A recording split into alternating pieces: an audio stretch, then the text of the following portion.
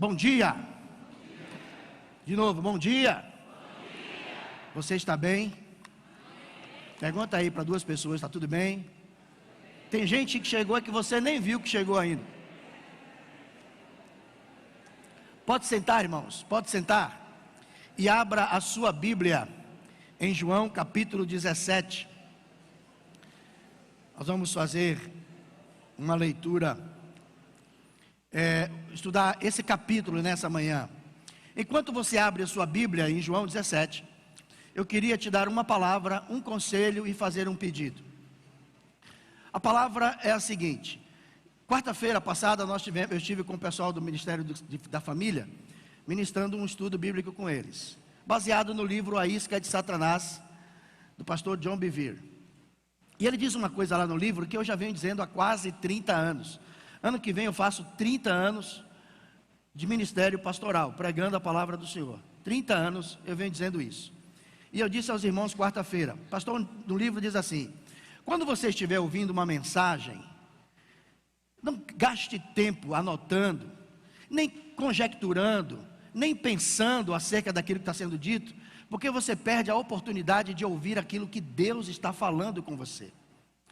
E eu venho há 30 anos dizendo isso, e a minha palavra dessa manhã é a seguinte: talvez, e possivelmente seja assim, o seu nível teológico seja maior do que o meu. Não tem nada de errado nisso. Talvez a sua capacidade exegética seja maior do que a minha. Não tem nada de errado nisso. Talvez o seu conhecimento das Escrituras sejam mais aprofundados do que o meu, e está certo. Não tem nada de errado nisso. Sabe o que é que está errado? É quando você pega esse arcabouço de conhecimento que você tem, e ao invés de ouvir o que o Espírito Santo está falando com você, você começa a julgar o pregador. Aí está errado. Então meu conselho para você nessa manhã é: pegue tudo isso que você tem de arcabouço espiritual, intelectual, teológico, guarde no seu coração e abra os ouvidos para aquilo que Deus quer bradar no seu coração. E aí vem o pedido. O pedido é: ore por esse pregador, ore para que Deus o use para falar com você. Tá bom? Tá bom? Estamos combinados assim? Sim ou não? Tudo bem? Podemos avançar? O tema da nossa mensagem nessa manhã é a oração mais profunda da Bíblia. Está com a Bíblia aberta em João 17? Se você não tiver a Bíblia aberta, os textos vão aparecer aqui e nós vamos meditar nesse assunto nesta manhã.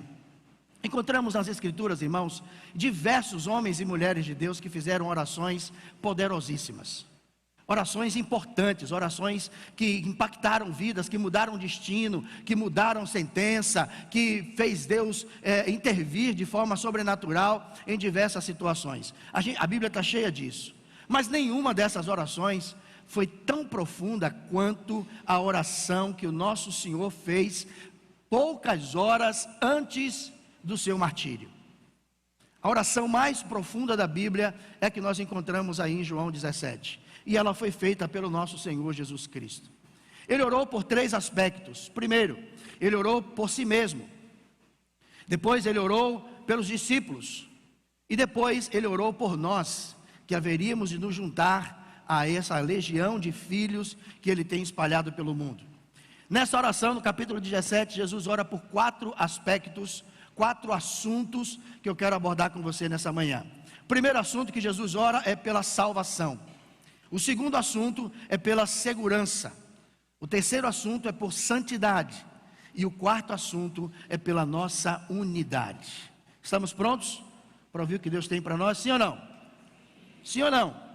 Então vamos ao primeiro assunto que Jesus ora em João 17. E você vai encontrar isso no versículo 1 ao versículo 5. Versículo 1, a parte A do verso, Jesus diz assim: essas palavras Jesus falou e levantou os seus olhos aos céus e disse: Pai, é chegada a hora. É chegada a hora. Jesus cumpriu, todos nós sabemos, uma agenda pré-estabelecida por Deus.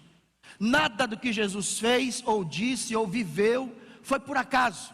Não foi um dia após o outro. Não foi como diz a canção: deixa a vida me levar, a vida leva eu. Jesus veio aqui para cumprir uma agenda. Ele veio para cumprir um propósito, e ele viveu essa agenda dia após dia. Nas Escrituras a gente encontra textos que diz Jesus dizendo que ainda não havia chegado a sua hora. E o primeiro deles é lá no milagre de Betânia, quando Maria, sua mãe, diz a ele: olha filho, acabou o vinho. Ele olhou para Maria e disse assim: o que eu tenho a ver com isso? E eu, Kiko? Ainda não é chegada a minha hora. Várias passagens a gente vê que as pessoas tentaram matar Jesus. Uma delas foi em Nazaré, em sua própria cidade. Levaram Jesus ao penhasco e tentaram precipitá-lo abaixo, mas o texto sagrado vai dizer que Jesus escapou por meio deles, porque ainda não havia chegado a sua hora.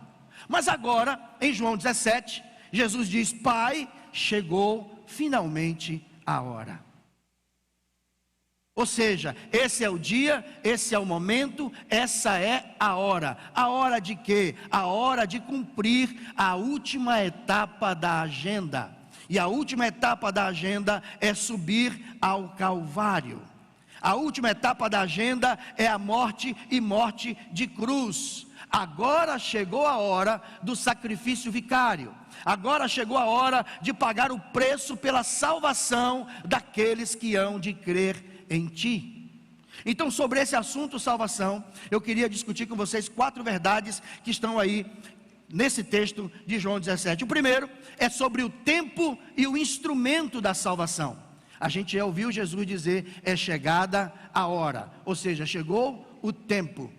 Se você conhece as Escrituras, você sabe que o diabo tentou matar Jesus desde o seu nascimento.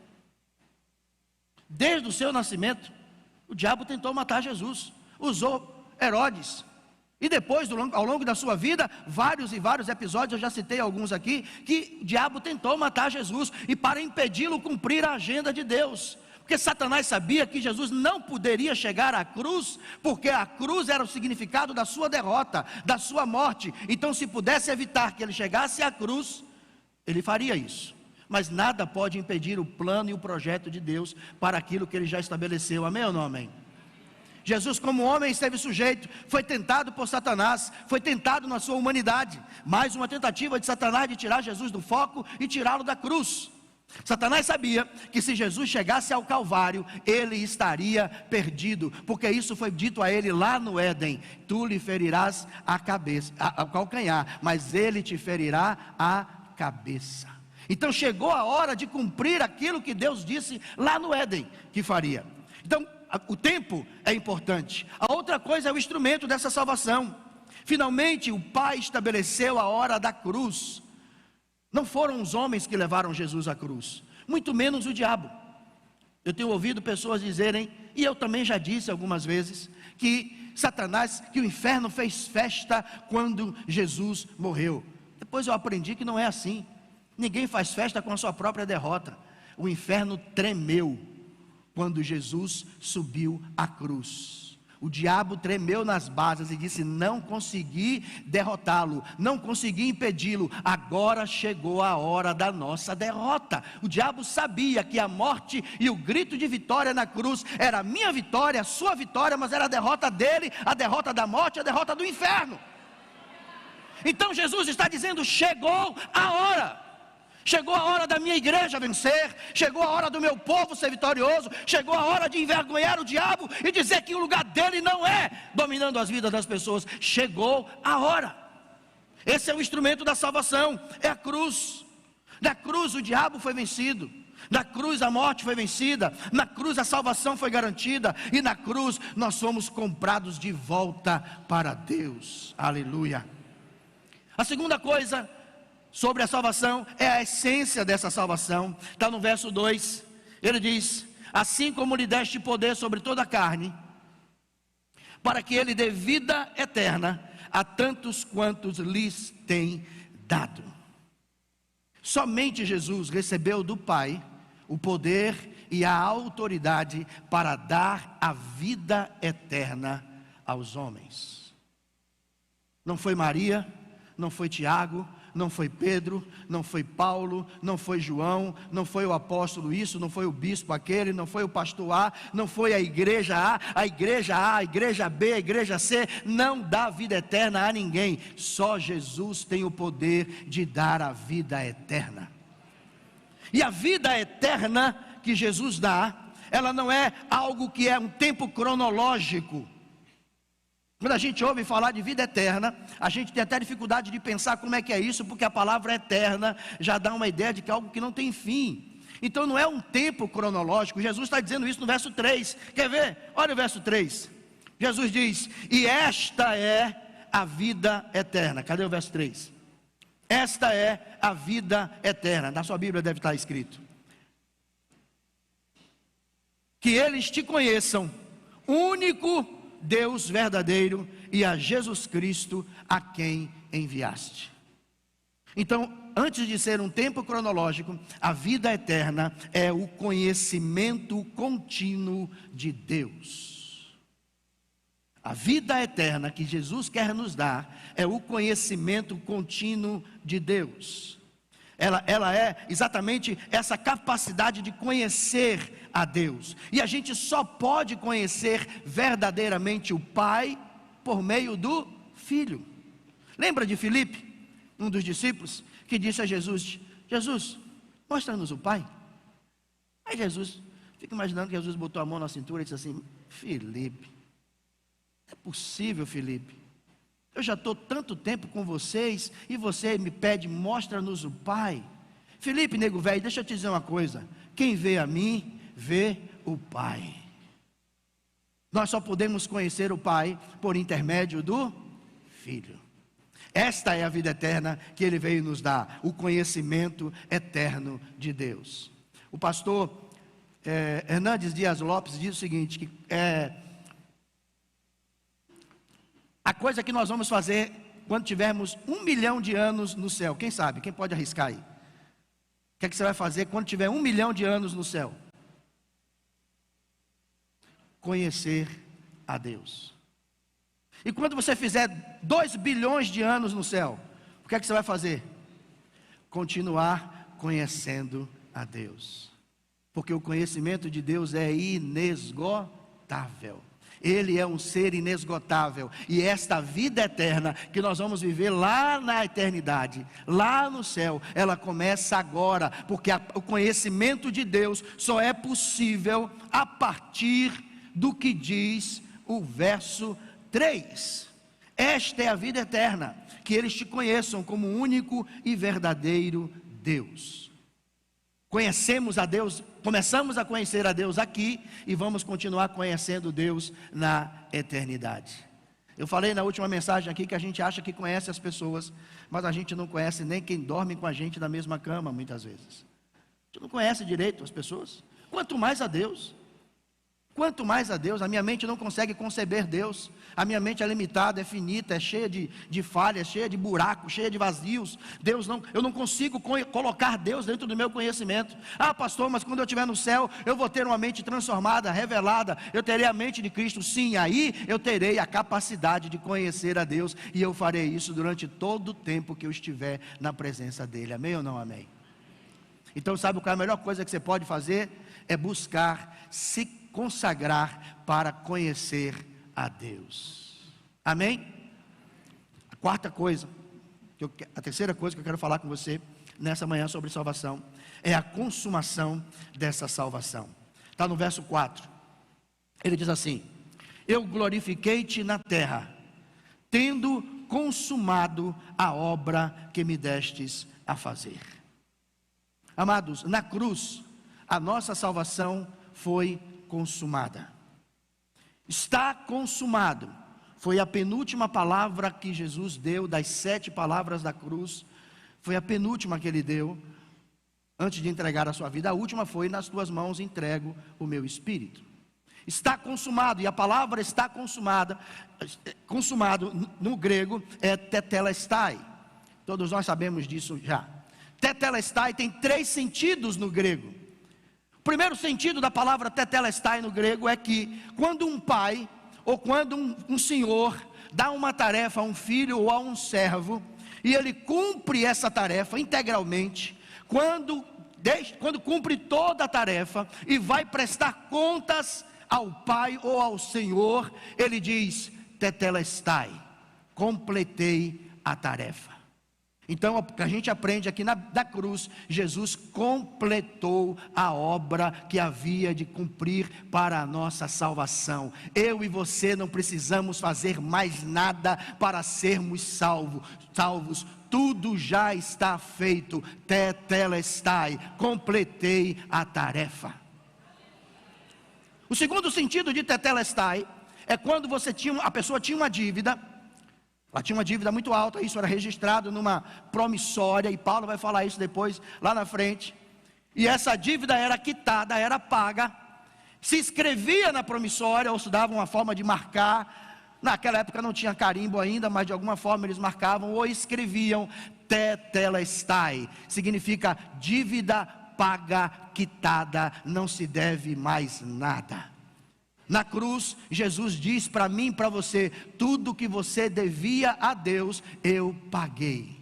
O preço está pago, você está perdoado, amém ou não amém? O seu pecado, o meu pecado, o nosso pecado, a nossa iniquidade foi apagada, foi tirada, somos livres, somos libertos. E se eu fosse você nessa manhã, eu louvava a Deus e aplaudia a Ele, porque está pago, está pago, está pago. Está pago. E o terceiro sentido dessa palavra tetelestai, quando alguém comprava uma terra, quando comprava um terreno, e era lavrada a escritura, tudo certo, tudo quitado, tudo legalizado, tudo beleza, está tudo certo, o escrivão escrevia na escritura tetelestai, que significa é seu por direito e posse. Na cruz, Jesus está dizendo: o que eu fiz, completei, paguei, e hoje você pode tomar posse, porque é seu por direito. Sua vida eterna é sua por direito, a salvação é sua por direito, o céu e a vida eterna são nossos por direito e como posse. Aleluia. Tetelestai. E a quarta coisa sobre a salvação que eu quero trazer para você é a recompensa da salvação. Está no verso 5. Ele diz: e agora, Pai, glorifica-me contigo mesmo, com a glória que eu tinha contigo antes que o mundo existisse. Jesus recebeu de volta a glória que havia deixado para trás. Paulo escrevendo aos Filipenses, ele disse que Jesus, sendo Deus, não teve por usurpação ou por orgulho, por vaidade, ser igual a Deus, mas a si mesmo se esvaziou. Ele abriu mão de tudo o que tinha e se encarnou, desceu aqui, cumpriu uma agenda, sofreu as dores, sentiu as nossas dores, viveu as nossas mazelas, suportou as nossas tentações, tudo isso por causa do amor com que Ele nos amou. Então, agora Jesus está dizendo: glorifica-me contigo, ou seja, devolve-me a glória que eu tinha. Será que Jesus não sentia saudade da glória? Eu sentiria. Você não? Sim ou não? Eu sentiria. Tem coisas que eu não tenho hoje que eu gostaria de ter, já tive e não tenho. Então sinto saudade. Naquela época vivi essa situação, foi tão bom, se estivesse vivendo agora seria bom. Então Jesus sentiu saudade da glória, e Ele está dizendo ao Pai: agora glorifica-me contigo de novo, com aquela glória, com a mesma glória que eu tinha antes de vir ao mundo, antes de o mundo existir. A Bíblia diz que Deus lhe deu um nome que está acima de todo nome. Filipenses 2 vai falar com a gente sobre isso, depois você lê na sua Bíblia. Filipenses 2, de 9 a 11. Deus lhe deu um nome que está acima de todo nome. E Lucas, escrevendo Atos capítulo 4, verso 12, ele diz: porque nenhum outro nome há dado entre os homens pelo qual devamos ser salvos. Esta é a glória que Jesus recebeu pelo preço que pagou pela nossa salvação. Hoje está acima de todo principado, potestade. Não há um nome no céu e na terra digno de honra, de louvor e de adoração, a não ser o nome de Jesus. Nós cantamos nessa manhã: a terra estremeceu, sepulcro se abriu e nada vencerá seu grande amor. O nome de Jesus está acima de todo o principado e potestade. Talvez para você ouvir o nome de Jesus é algo tão simples e tão comum, e você nem se importa tanto de ouvir nem de falar, e até usa de forma inapropriada o nome de Jesus. Mas deixa eu te dizer uma coisa: quando o inferno ouve o nome de Jesus, o inferno treme. Quando o diabo ouve o nome de Jesus, o diabo treme, porque ele sabe que Jesus está acima de todo principado e potestade. Jesus é o nome que tem poder, é o nome que abre portas, é o nome que fecha portas, é o nome que amarra demônios, é o nome que repreende enfermidade. Em nome de Jesus você é vitorioso, em nome de Jesus você tem alegria, em nome de Jesus você tem vida eterna, em nome de Jesus. Jesus é o nome. Essa é a recompensa por causa do seu sacrifício. A segunda coisa que eu quero falar sobre a oração de Jesus é que ele orou pela nossa segurança. Do verso 6 ao verso 19, você vai encontrar isso.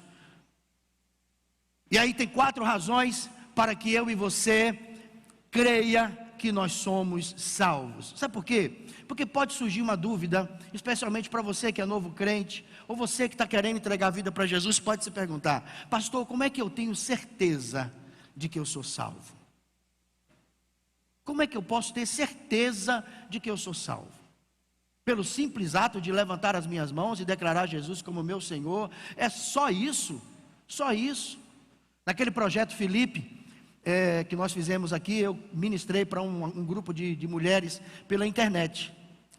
E uma delas era estudante de espiritismo e tal, ela cheia de dúvida, cheia de interrogação, cheia de coisa. E no primeiro encontro que nós tivemos, elas estiveram aqui, eu apresentei para vocês, vocês lembram disso. E ela, no primeiro encontro, eu disse para ela: você precisa ser salva. Ela disse: o que é que eu preciso fazer para ser salva? Eu disse: simples, uma oração. Eu vou fazer uma oração com você, você repete essa oração, e você abre o coração e convida Jesus para fazer parte do seu coração. E eu fiz: você quer? Ela disse: quero. Aí eu fiz a oração com ela, ela chorou e disse assim: pastor, é só isso? Eu disse: é só isso. Eu pensava que tinha muito mais coisa. É só isso? Eu disse: é só isso. Você só precisou convidá-lo para entrar. Me responda, como é que está o seu coração agora? Ela disse: como eu sempre quis que estivesse. Eu não sei explicar, mas tem algo acontecendo aqui dentro, e eu não sabia que era tão simples. É tão simples, é só chamar o nome de Jesus. Amém? Amém? Então, como é que eu posso ter certeza de salvação? Só fazendo isso. Vou te dar 4 motivos, quatro razões para você crer que você é salvo. O primeiro é que nós somos propriedade de Jesus. Amém ou não amém? Nós somos propriedade de Jesus. Versos 2, 6, 9 e 24 vai aparecer na tela aí. Leia comigo, diz assim: assim, verso 2: assim como lhe destes poder sobre toda a carne, para que ele dê a vida eterna a tantos quanto lhes tem dado. Todos quantos o quê? Lhes tem dado. Verso 6: eu tenho manifestado o teu nome aos homens que do mundo tu me destes. Eles foram teus, tu destes a mim. Seguindo: e eles guardaram a sua palavra. Verso 9: eu oro por eles, eu não oro pelo mundo. Olha uma coisa interessante aqui: Jesus não orou pelo mundo. Nessa oração ele não estava orando pelo mundo inteiro, ele estava orando pelos discípulos, e estava orando por mim e por você, que entregamos a vida para ele. Ele diz: eu não oro pelo mundo, eu oro por aqueles que tu me deste, porque eles são teus. Verso 24: Pai, eu desejo que onde eu estou, estejam comigo também aqueles que tu me tens dado, para que eles vejam a minha glória, a qual tu me destes, porque tu me amastes antes da fundação do mundo. Nesses versos, ficou claro para você que você pertence a Jesus, sim ou não? Está claro para você que você não se pertence a si mesmo? Nós temos um dono, irmãos. Não estamos abandonados. Não somos qualquer gentinha. Não somos gentalha, somos preciosos aos olhos de Deus. O mundo pode desprezar você, o sistema governamental pode desprezar você, alguém na sua casa pode desprezar você, alguém na sua história pode desprezar você, mas nessa manhã você está ouvindo o Espírito Santo dizer para você: você pertence a Jesus, você é propriedade de Jesus, você pertence a Ele, aleluia. E o apóstolo Paulo, escrevendo em Romanos capítulo 8, ele vai dizer assim: quem nos separará do amor de Deus que está em Cristo Jesus? Aí ele diz: a morte, a tribulação, a fome, o perigo, a espada, o presente, o porvir, a altura, a profundidade, nada, nem ninguém poderá nos separar do amor de Deus que está em Cristo Jesus. Sabe por quê? Porque você pertence a Ele. Eu não sei você, mas eu tenho muito ciúme com as minhas coisas. Eu tenho muito ciúme com as minhas coisas. Os meus filhos, quando pegam em algo meu, sem me pedir, sem a minha autorização, eu viro pelo avesso. Criei Abner e Jamília assim, e Frank está no mesmo esquema. Ele sabe que eu não gosto que pegue nada meu, especialmente se me pedir. Até porque eu tenho coisas que já duram 20 anos, 15 anos, e está intacto, em perfeito estado. Sabe por quê? Porque eu cuido do que é meu. Eu zelo, eu trato com carinho, eu guardo bem arrumado, eu não largo à toa, eu não jogo de qualquer jeito. Está entendendo o que eu estou dizendo para você nessa manhã? Assim, e eu não estou falando de mim. E não se trata de mim. Eu sou apenas um exemplo para dizer que se eu cuido das minhas coisas, tenho zelo, tenho ciúme, tenho inveja, não gosto que pegue, brigo, viro pelo avesso quando alguém mete mão naquilo que é meu, o que você imagina que Jesus faz quando alguém toca em você? Hã? O que será que ele tem? Será que ele tem ciúme de você, sim ou não? Quem acha que Jesus tem ciúme aí? Levanta a mão, só para saber. Quem acha que você é bem cuidado, bem guardado, bem protegido, bem amparado e muito bem amado? Quem é que acha isso aqui? Eu não sei você, mas se você não tem cuidado com suas coisas, passe a ter a partir de hoje, porque você sabe o preço que custou, sim ou não? E é isso que eu digo a eles. Sabe por que eu sou assim, enjoado, nojento, cheio de cri-cri? Porque eu sei quanto custou. Como você não sabe quanto custa, você pega e larga de qualquer jeito, joga pelo avesso, larga por aí, usa, esbanja, esculhamba. É de meu pai. É de meu pai uma pinóia. É de meu pai sim, não é meu. Então use com cuidado, com zelo, com educação, com prudência, com moderação, porque papai pagou um preço para ter e ele quer. Então você é cuidado, amado, protegido, amparado, zelado, desejado, porque você custou um preço. Você pode aplaudir Jesus por isso?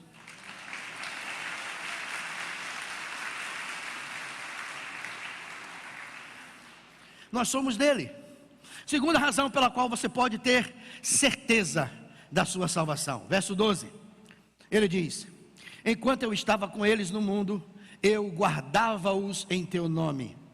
Tenho guardado aqueles que tu me destes, e nenhum deles se perdeu, senão o filho da perdição, para que a escritura pudesse se cumprir. Pastor, qual é a razão segunda razão pela qual eu posso crer e não duvidar da minha salvação? Primeiro, porque sou propriedade dele, e segundo, porque ele cuida de nós. É aquilo que eu acabei de dizer. Eu cuido das minhas coisas, e Deus cuida de você.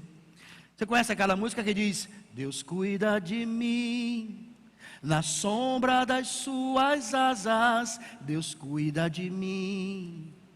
Deus cuida de você, Deus cuida de mim, Deus cuida de nós. Somos cuidados, amados, protegidos, somos bem cuidados, amém ou não amém? E a terceira razão pela qual você deve crer que Ele que você está salvo é que Ele intercede por nós. Verso 20, ele diz: e oro não somente por estes, ou seja, por aqueles discípulos que estavam com ele ali na montanha naquele dia. Ele disse: mas também por aqueles, e aqueles sou eu, você e todos os que virão ainda, aqueles que pela sua palavra hão de crer em mim. Então você pode ter certeza da salvação, primeiro porque você é propriedade de Deus, de Jesus. Segundo, porque Ele cuida de você. E terceiro, porque Ele intercede por você. Ele fez isso no passado e continua fazendo isso. Paulo vai dizer que Ele está à direita de Deus e intercede por nós. O escritor aos Hebreus vai dizer que ele, como sumo sacerdote, está intercedendo, ele vive para interceder por nós. Então hoje, o papel de Jesus no céu, entre outros, é estar diante de Deus e apresentar o seu nome, a sua história, os seus problemas, a sua vida ao Pai. Você gosta quando você tem um problema, quando você está com uma dificuldade e alguém intermedia isso para resolver, sim ou não? É bom ou não é? Poxa, dá para você falar com fulano, para falar com cicrano, para resolver esse problema para mim? Então você tem a certeza, nesta manhã, se você não tinha, vai sair daqui com a certeza do que você precisar do céu, Jesus está lá para pedir. O que é que você precisa do céu? O que é que você precisa do céu? Jesus está lá para interceder por você. Então você conversa com Ele e Ele conversa com o trono. Ele diz: tudo que vocês pedirem em meu nome, eu vos concederei. Tudo que vocês pedirem ao Pai em meu nome, eu concederei. Depois ele diz: tudo que vocês me pedirem em meu nome, eu concederei. Ou seja, o que você precisa hoje, você não precisa ir a são isso, são aquilo, santa isso, santa aquilo, até porque são e santa e esse, aquele outro, não podem fazer nada por você. O único intercessor que você tem nos céus se chama Jesus Cristo. Então por isso você pode ter certeza da sua salvação. E ele orou para que nós sejamos guardados do nosso inimigo. Verso 15 ele diz: eu oro não para que tu os tires do mundo, mas para que tu os guardes do mal. O mesmo Deus que nos salva também pode nos livrar da tentação. Diga comigo: o mesmo Deus que me salva pode me livrar da tentação. Então não tem tentação que a gente não consiga vencer. Não tem tentação que a gente não consiga vencer, porque o mesmo Jesus que me salva, Ele intercedeu para que eu seja livre da tentação. Ele diz: eu não oro para que você os tire do mundo, Pai, mas eu oro para que você os livre do mal. E essa palavra mal aí, em algumas traduções, ou a palavra original dá a ideia de ser livre do mal, daquilo que é mal, daquilo que não é bom, mas também livres do maligno, livre do diabo, livre do inimigo. Então a palavra dá a ideia das duas coisas. Tanto Deus nos livra daquilo que não é bom, que pode acontecer conosco. E aí o que não é bom, você pode imaginar qualquer coisa. Quando você sai de casa e vai para o trabalho e volta para casa em paz, eu tenho o costume de agradecer a Deus: Senhor, muito obrigado, porque eu saí e voltei e a tua mão me sustentou. O Senhor te guardou de um assalto, de uma bala perdida, de um crime, te guardou de tanta coisa. Você voltou para casa abençoado, guardado. Se você não tem o costume de agradecer a Deus, tem a partir de hoje, porque Deus, Jesus orou para que você seja livre do mal, do homem mau, da mulher má, da situação má.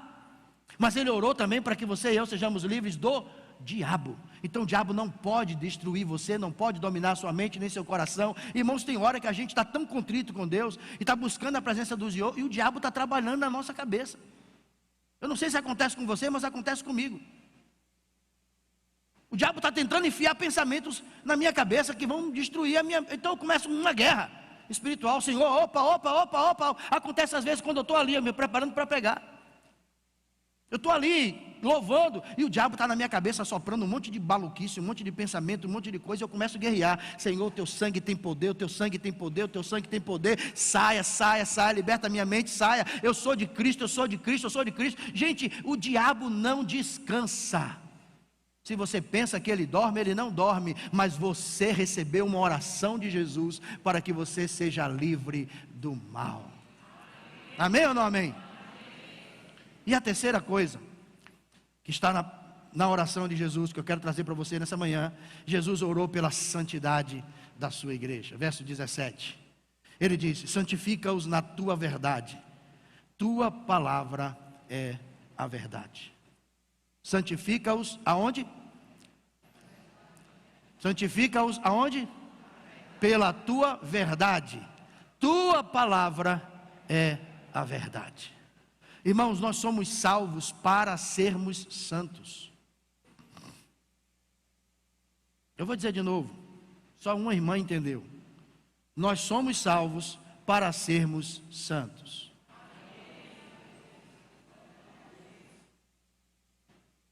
Fomos salvos para viver em santidade. E viver em santidade não é você se anular das coisas, se anular da vida, ir para um monastério, ir para uma ilha deserta, porque ainda assim a sua mente vai estar lá. E para pecar você não precisa estar em lugar nenhum, basta estar você sozinho no banheiro, no quarto, trancado, sozinho. Tem ninguém do seu lado. Mas você enche a sua vida, eu encho a minha vida de pecado, porque a gente começa a mente começa a produzir iniquidade.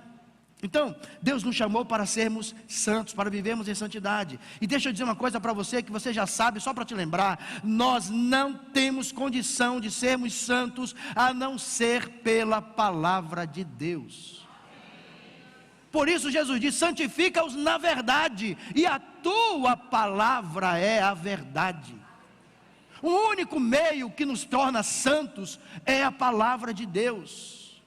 Por isso eu fiz um apelo para você nessa manhã: deixe todo o conhecimento teológico, acadêmico que você tem e ouça a palavra de Deus, porque a palavra de Deus é que vai mudar a sua vida, é que vai mudar o seu coração, é que vai mudar o seu ser. Não existe outro meio. Se nós não fizermos uso dessa palavra todos os dias, como a gente usa desodorante, sabonete, se bem que se eu disser como desodorante, tem gente que não usa desodorante todo dia, aí complicou. Mas eu acredito que tem gente que toma banho todo dia. Então, se você não fizer uso dessa Bíblia, como você toma banho todo dia, pastor, eu não tomo banho todo dia. Se você não fizer uso dessa Bíblia, como você come todo dia,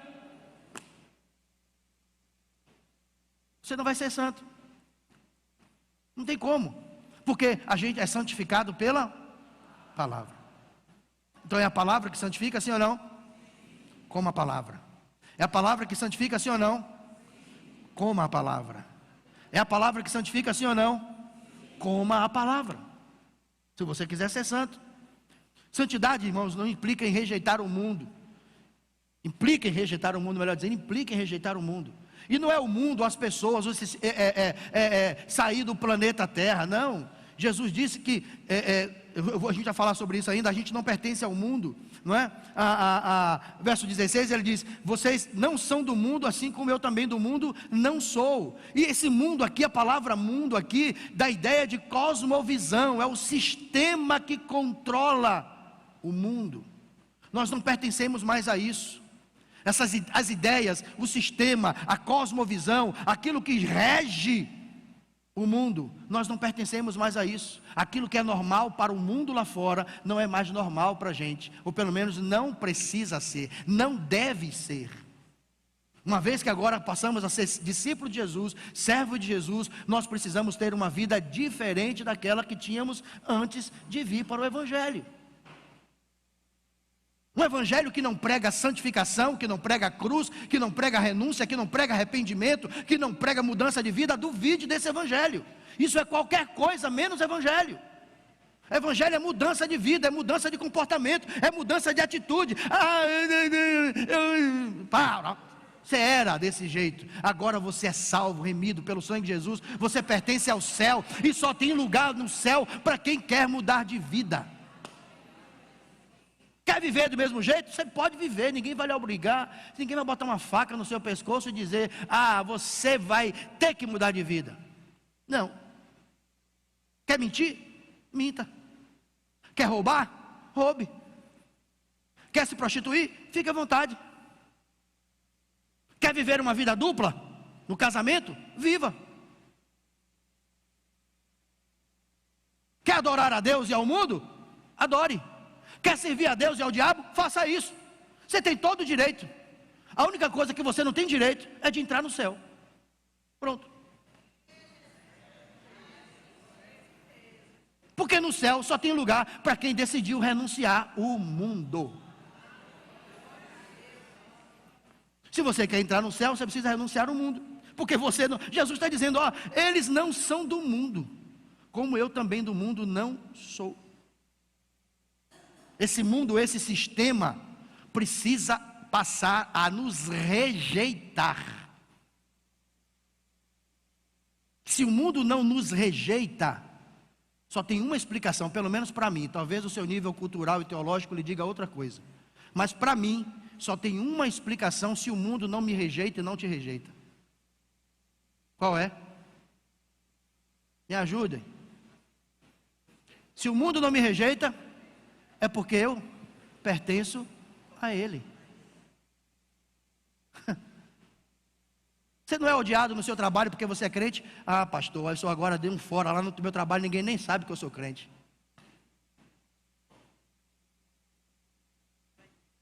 Hã? Então a coisa ficou pior para você do que eu imaginava, né? Se no seu trabalho, na sua faculdade, na sua vizinhança, nos seus relacionamentos, as pessoas não olham para você atravessado porque você é crente, tem alguma coisa errada com você. Porque o normal é o mundo lhe odiar, é o mundo lhe rejeitar, é o mundo ter nojo, asco da gente. Sabe por quê? Porque nós devemos com a nossa vida combater o mundo, dizer não para o mundo. Eu não estou falando das pessoas, eu estou falando do sistema. Se esse sistema nos abraça, é porque nós somos iguais, somos os mesmos, pertencemos. Ninguém rejeita quem é igual, sim ou não? Ninguém rejeita quem concorda com as suas ideias, sim ou não? Você quer andar junto com alguém que discorda de você ou alguém que concorda com você? Com quem concorda, não é verdade? Você não quer andar com alguém que discorda de você. Então, olha o que Jesus está dizendo no verso 16: eles não são do mundo, assim como eu do mundo não sou. E no verso 14, olha o que está escrito no verso 14. Irmãos, quem está dizendo isso é Jesus, não é o pastor Orlando não, viu? É Jesus. Deles a tua palavra, e o mundo nem se preocupou com eles. E o mundo os aceitou normal, porque agora eles são a outra pessoa. É assim que está escrito? Lê para mim bem forte aí. O que está escrito aí? Vá. Vai. De novo. Deles a tua palavra.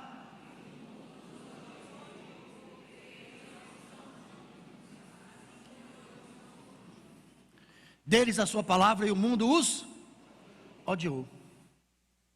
Irmão, Jesus disse que para a gente estar na palavra, o mundo precisa odiar a gente.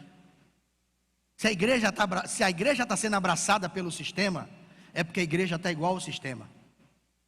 Se você como crente está sendo abraçado pelo sistema, é porque você está igual ao sistema.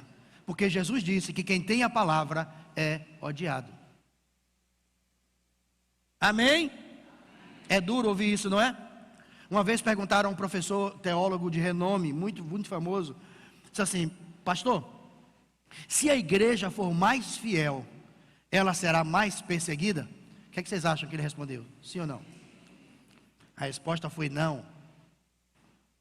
Ela será mais perseguida à medida que for fiel. Você consegue entender a diferença? A pergunta foi: se a igreja for mais fiel, ela vai ser perseguida? Não. Ela vai ser perseguida exatamente porque é fiel. Então, à medida que a igreja se torna fiel, aí ela é perseguida.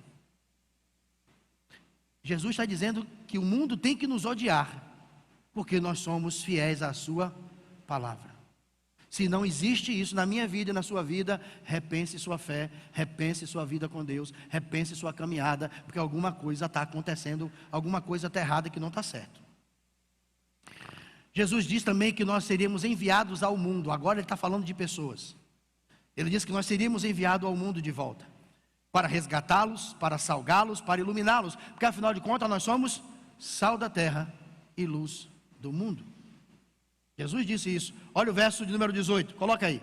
Assim como tu me enviastes, também eu os enviei ao mundo. E aí a palavra mundo dá a ideia agora de pessoas, todos os povos, línguas e nações. Eu os enviei ao mundo. E a palavra aí é assim como, do mesmo jeito, da mesma forma, da mesma maneira, com o mesmo poder, com a mesma autoridade, com a mesma ousadia, com a mesma missão, com o mesmo propósito que tu me enviastes ao mundo, eu os envio ao mundo. Jesus orou dizendo: Pai, não quero que o Senhor os tires do mundo. E aí o mundo é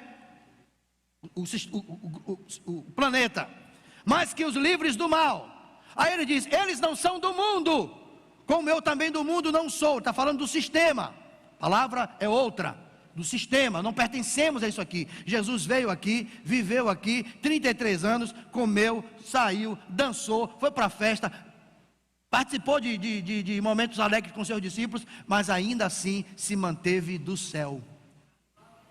Ainda assim se manteve do céu. O que é possível nós também vivermos. Claro que a gente lida com uma situação que Jesus não lidou, que é a situação da nossa natureza pecaminosa. Mas por isso a gente precisa da ajuda dele e do Espírito Santo.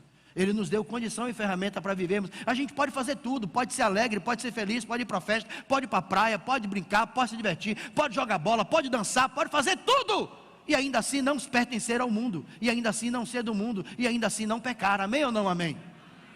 Então essa ideia também de que ser quadrado, não pode, também não está na Bíblia não, também está errado. Agora Jesus diz: eu os envio de volta ao mundo, eu os envio de volta às pessoas. Eles precisam salgar, eles precisam iluminar, eles precisam levar o que receberam às pessoas. O mundo a princípio nos odeia porque nós somos crentes, somos de Jesus, temos a palavra, mas o mundo precisa parar para escutar aquilo que nós temos, porque eles também precisam ser como nós. Amém ou não amém? E a quarta e última coisa, para encerrar, está no verso 20 até o verso 23. Ele diz: e oro, não somente por estes, mas também por aqueles que pela sua palavra hão de crer em mim, para que todos sejam você pode ler mais forte? Para que todos sejam como tu, ó Pai, estás em mim e eu em ti, que também eles sejam um em nós, para que o mundo creia que tu me enviastes, e deles a glória que tu me destes, para que sejam um como nós somos um, eu neles, tu em mim, para que eles possam ser perfeitos em unidade, e para que o mundo conheça que tu me enviastes, e que os amastes, assim como me amastes.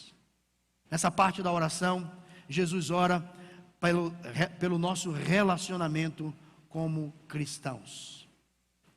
Ele ora desejando, pedindo a Deus como deve ser o nosso relacionamento com os nossos irmãos. E aí, irmãos, tem uma coisa que a gente precisa ser sincero.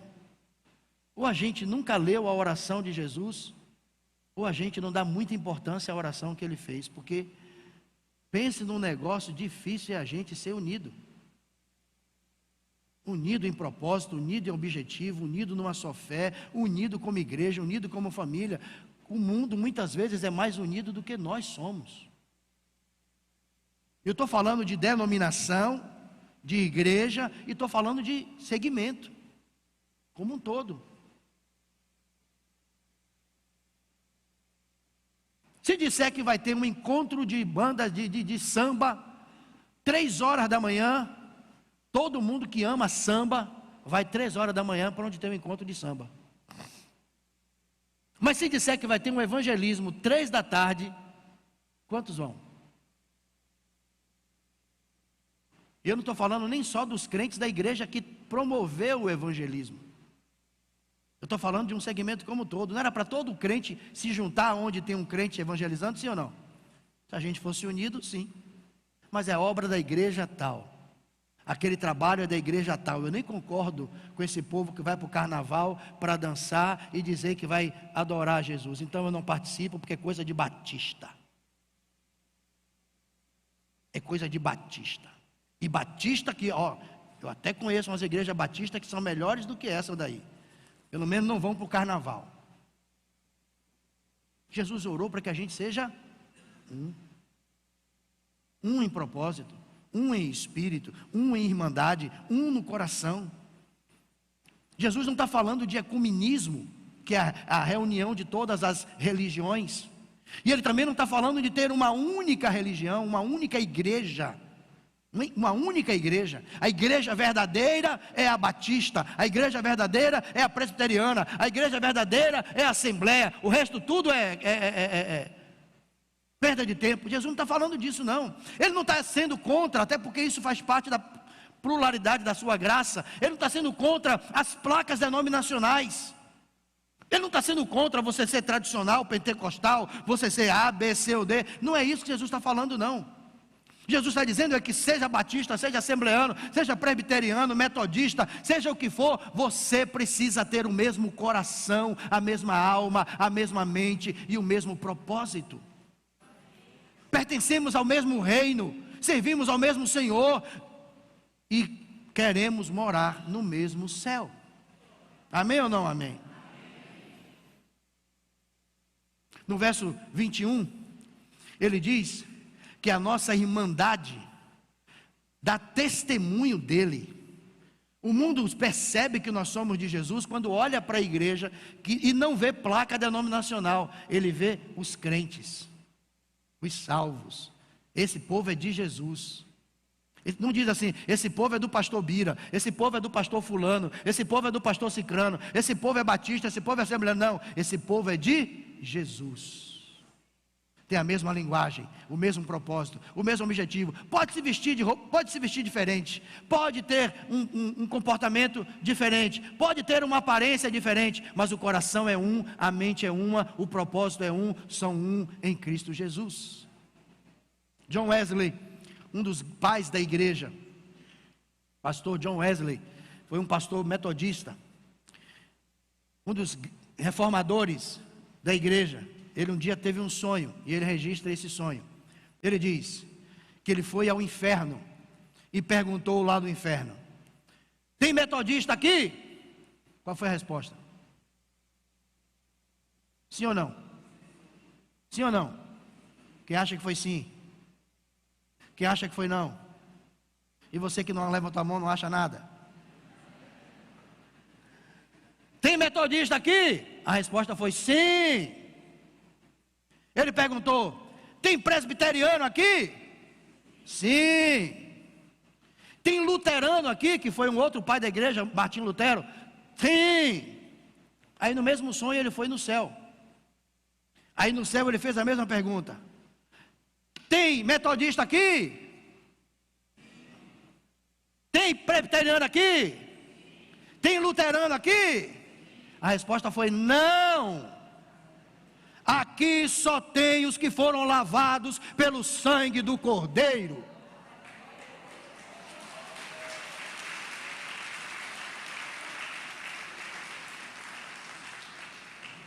Você não vai entrar no céu porque é batista. Você não vai entrar no céu porque é presbiteriano. Você não vai entrar no céu porque é assembleano. Você vai entrar no céu porque foi comprado, lavado e redimido pelo sangue do Cordeiro. Aí tem uma notícia aqui que é desanimadora. Eu sei que é, mas eu preciso dar essa notícia. Eu sou porta-voz, não posso guardar notícia. Eu sou mensageiro, e mensageiro não guarda notícia, não guarda mensagem. Sabe qual é a notícia desanimadora? Para seu desânimo, para desânimo de alguns, no céu não tem lugar para os batistas. No céu não tem uma área reservada para os da Assembleia. Não tem lá um bairro chamado Bairro dos Presbiterianos. No céu não tem não. No céu não tem não. O céu é um só. Não tem bairros, não tem placa, não tem partido político, não tem denominação. O céu é um só. Não está dividido por classe social. Você na terra era o que? Era pobre? O bairro dos pobres é ali. Você pega o metrô da linha X e vai para lá do oeste do céu. Você na terra era o quê? Eu era classe média. Classe média, você pega o metrô da linha 4 e vai para o lado norte. Você na terra era o quê? Eu era rico, milionário, tinha empresas. Aqui então, você aqui, você tem uma limusine ali esperando aqui, que vai levar você para a ala sul. No céu não tem isso não. No céu, quando você chegar, um anjo vai pegar você na porta e vai dizer assim, isso é uma conjectura minha, tá? Não está na Bíblia isso não, acabou você não sair daqui me esculhambando de manhã, dizendo que eu preguei heresia. Aliás, a gente já fez um pacto no início que não vai acontecer isso, né? No céu, quando você chegar, o anjo vai pegar a caderneta e vai dizer assim, como é seu nome? Lá na terra eu me chamava João. João, aqui você recebeu um outro nome. Seu nome aqui é tal. Você era de que igreja? Ele vai perguntar isso? Não. Ele vai perguntar assim, peraí João, deixa eu ver se você faz parte do nome dos que foram salvos. O seu nome está aqui na lista dos salvos. E tem um carimbo aqui, escrito, o sangue de Jesus. Pode entrar, João. Seja à vontade, João. Pode entrar, João. O céu é seu, João. Seja à vontade, João. Pode entrar. Seja bem-vindo. E para encerrar, o último verso. Verso 24, a parte A. Pai, aqueles que me destes, quero que onde eu estiver, também eles estejam comigo. Sabe o que é que Jesus está dizendo, ensinando para mim e para você? A unidade é o nosso destino final. A unidade é o nosso destino final. Nós vamos estar aonde Ele está. Eu vou estar lá, você vai estar lá, o seu irmão da Assembleia vai estar lá, o seu parente que é da igreja X vai estar lá também. Hoje aqui a gente tem diferenças, hoje aqui a gente tem problemas, hoje aqui a gente tem dificuldades, mas no céu tudo isso será quebrado, tudo isso será desfeito, e nós estaremos todos para sempre diante do Rei da Glória, adorando e servindo a Ele. Fique de pé em nome de Jesus.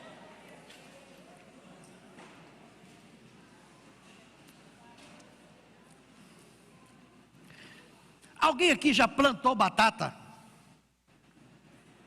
Alguém já plantou batata? Já plantou batata? Você também já plantou batata? Já plantou batata? Olha, ali, irmão Francisco já plantou batata, tem um irmão ali também. Então vocês levaram adiante aquele ditado que diz, vamos plantar batata, não é? Quem já plantou batata, me corrija se eu estou certo. Quando você arranca a batata, vem uma batata só? Geralmente é uma rama, né?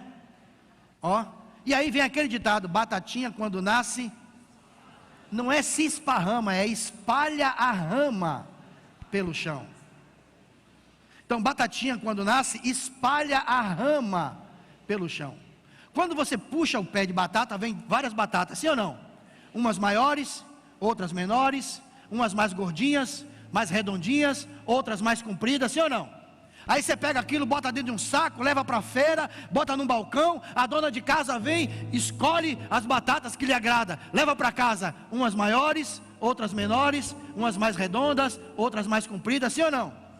Bota aquilo na despensa, pega aquelas batatas, lava direitinho, arruma, bota na panela para cozinhar, umas mais redondas, umas mais compridas, umas maiores, outras menores, sim ou não? Aí a dona de casa pega aquelas batatas, descasca, bota num amassador e começa a socar, pufo, pufo, pufo, pufo, pufo, pufo, pufo, pufo, pufo, pufo, e faz um purê. Qual delas agora é mais comprida, mais redonda, mais maior ou menor? Nenhuma delas, né? Todas agora viraram a mesma coisa. Eu quero te fazer uma pergunta nessa manhã. Você quer continuar sendo batata ou quer virar purê? Jesus orou para que a gente seja purê, feitos de batatas diferentes, umas maiores, outras menores, umas mais gordas, assim, outras mais compridas, assim, não é? Umas de um jeito, outras de outros, umas mais concentradas, outras mais espichadas, mas depois que ele pega e amassa, bota tudo debaixo do sangue de Jesus, viramos todos um belo purê para a glória do nome de Jesus. Feche os seus olhos onde você está. E eu quero começar orando por você que entrou aqui nessa manhã e ainda não tem uma aliança de salvação com Jesus. Você ouviu nessa manhã a mensagem que diz que Jesus orou pela sua salvação. Jesus orou para que você seja salvo. Ele pagou um preço para que você seja salvo.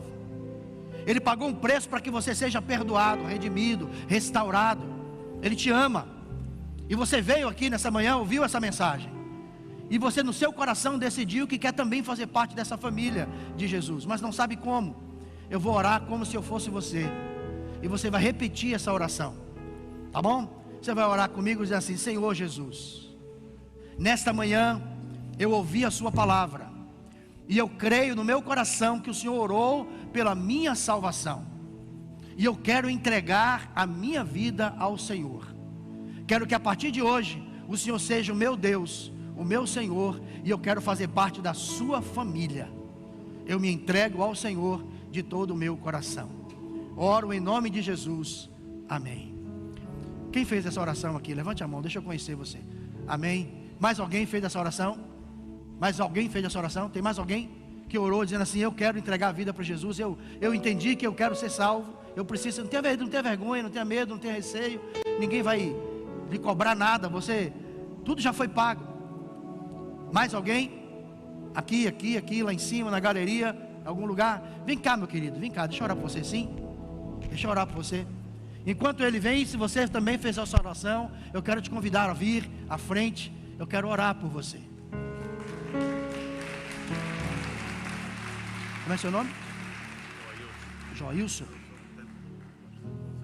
Opa, estava afastado? Estava afastado. Amém. Ele disse que ele é do tempo do pastor Rosivaldo, e agora está voltando para a casa do Senhor. E o nome dele é Joilson. Joilson, ó, cadê aquele bonitão? Aquele bonitão também se chama Joilson. Está vendo? Vamos orar por Joilson? Pai, Joilson nessa manhã tomou uma decisão de voltar para casa. Voltar para a casa do Pai. Ele entendeu que não dá mais para viver afastado, longe do Senhor. Mas nessa manhã ele decide: quero voltar ao convívio do meu Pai.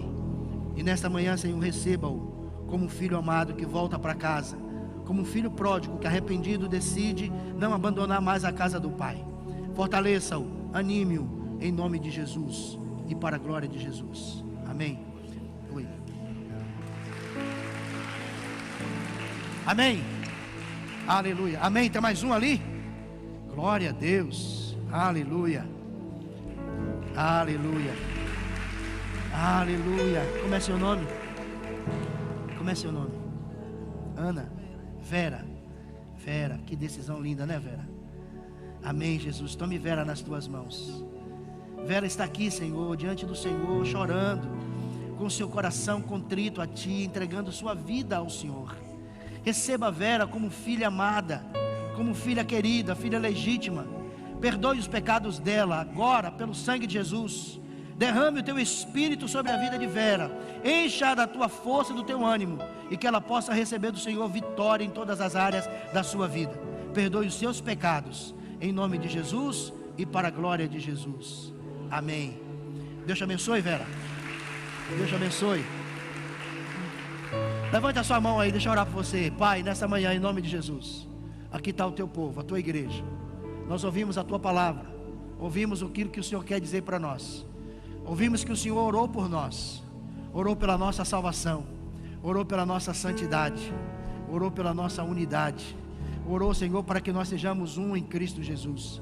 E nessa manhã nós quebramos e desfazemos toda a amarra de Satanás que nos prende de cumprir e viver essa oração. Nós profetizamos em nossas vidas que a Tua palavra se cumprirá, porque o Senhor é fiel. Em nome de Jesus oramos e agradecemos. Amém. Dê um aplauso a Jesus.